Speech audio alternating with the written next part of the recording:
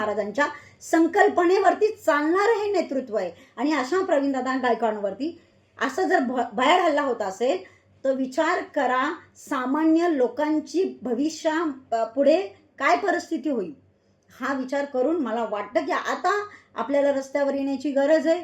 आणि याचा या ठिकाणी मी जाहीर निषेध करते. दादांनी मराठा समाजासाठी खूप काम केले. प्रवीण दादा प्रचंड अभ्यासू नेतृत्व आहे आणि अशा व्यक्तीवर हा भयाड हल्ला होतो याचा सर्वप्रथम माझ्याकडून जाहीर जाहीर जाहीर निषेध. आणि अशा गुंडांना भाजप थारा देतो हे संबंध लोकांनी लक्षात ठेवलं पाहिजे.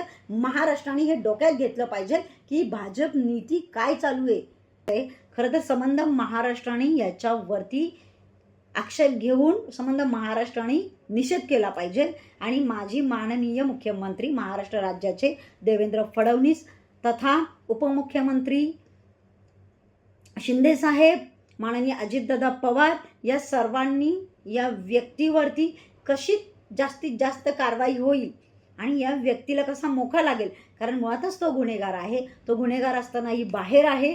तर अशा व्यक्तीवर लवकरात लवकर कारवाई करावी. आणि या छोट्या छोट्या संघटना जर नष्ट करायचा तुमचा विचार असेल तर लक्षात ठेवा, एक दिवस लोक रस्त्यावर उतरून तुमचे